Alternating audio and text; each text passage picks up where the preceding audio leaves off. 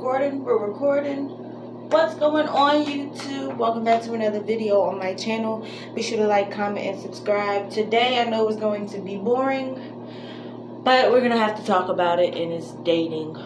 I'm gonna have to talk about it to myself because when I date, my dates go horribly wrong. They're always, I'm getting ready for a date right now, but with myself, I'm gonna take me out. Don't nobody like me like that. But with all my dates though, I think I let them get to the best of me because I always jump into like the conclusion of what a couple should do, which is always involve sex on the first night. I'm always doing sex on the first night. I need to stop that shit. Stop that shit. Ouch. So that's why I wanted to make this YouTube, because it's gonna help me get in line and stuff like that. So we're gonna talk about improving our communication skills. So your communication skills should be an ongoing effort and will help you become effective communicator. Among the skills involved in daily communications are listening skills, interpersonal skills, and assertiveness skills. So, with the listening skills, there are two key words you have to remember.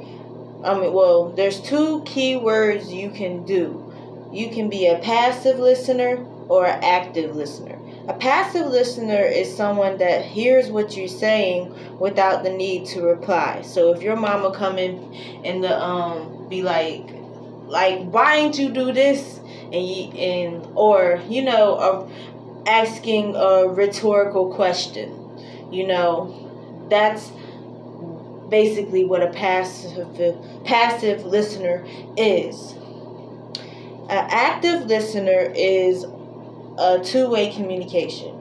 You are actively involved with the process, offering feedback or asking questions when you interview a patient for whatever reason, or whatever you're doing, an interview, or you're just listening for whatever reason. It's just basically offering feedback or asking questions. So, several ways to improve your listening skills include preparing to listen. Position yourself at the same level, either if you're sitting or standing, as the person who is speaking, and assume an open posture. So don't be like this. They're going to think you have an attitude. Don't be all crazy with it and everything like that. The hell was that? I'm going to see if I can curl my hair. You know what I mean? But yes. Number 2, relax and listen attentively. Do not simply pretend to listen into what is being said. That's ignorant. You always want to listen to what somebody says because you don't want to agree to something that you never agreed upon doing. Maintain eye contact in appropriate personal space. It's okay to look in somebody in the eye. I don't know why people have to look away. It's okay to look somebody in the eye. Think before you respond. It's okay to have a pause. I guess this doesn't want to curl or anything like that. It's okay to have a pause. You don't have to, always fill up the hole in a conversation. It's okay to have a silent moment in a conversation. Just like in a relationship, it's okay to not speak to your partner in the relationship. Number 5, provide feedback. Restate the speaker's message in your own words to show that you understand. Number 6, if you do not understand something that is said, ask the person to repeat it. It's okay to be like, what? It's okay. Now, the next thing is interpersonal skills.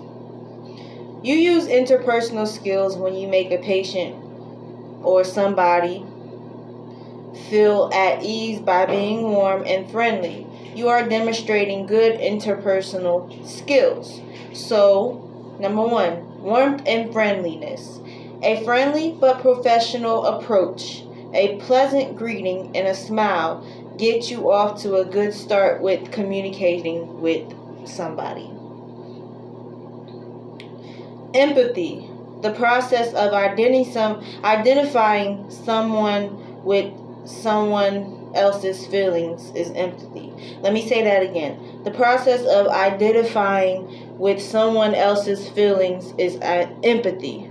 When you are empathetic, you are sensitive to other person's feelings and problems. For example, if you are a patient is experiencing a migraine or headache, you never had one, so you can just still let her know you're trying to imagine or relate to her situation.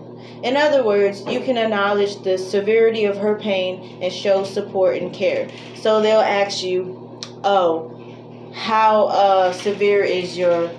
Why is my dog tip-tapping? I can hear him. But anyway, the patient, they'll ask you, how bad does it hurt?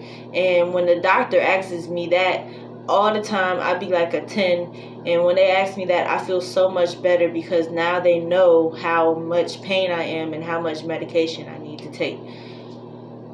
So, respect. Showing respect can mean using a title of courtesy such as Mr. or Mrs. when communicating with patients. I'm using patients instead of relationships because it's easier that way. It can also mean acknowledging a patient's wishes or choices without passing judgment. Genuineness. Being genuine in your interactions with patients means that you refrain from putting on an act or just going through the motions of your job. Patients like to know that their healthcare providers are real people. In a medical situation or setting, being genuine means caring for each other's patient on an individual basis, giving patients the full attention they deserve and showing respect for them. So in a relationship, I'm going to show respect and genuine. I'm going to act like my husband is on, what is that called? Hospice all the time. That's how you need to show people and respect people like they're on hospice all the time. My teacher always said, always assume that somebody has HIV. And I'm going to assume that somebody is on hospice. Period. Like, I know it sounds crazy, but that's how I can, respect people and show people genuine kindness and care. Openness means being willing to listen and to consider other point of views, concern, and being receptive to their needs. Lastly, consideration and sensitivity. You should always try to show consideration toward patients and act in a thoughtful, kind way. You must be sensitive to their individual concerns, fears, and needs. So let a motherfucker talk. If they coming at you like this, let them talk and be a passive listener sometimes. Sometimes being a passive listener is the best thing for you. And lastly of it all, you have assertiveness skills, which means when people are aggressive, they try to impose their position on others or try to manipulate them.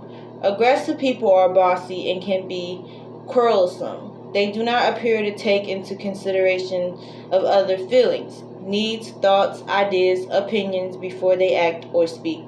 To be assertive, you must be open, honest, and direct.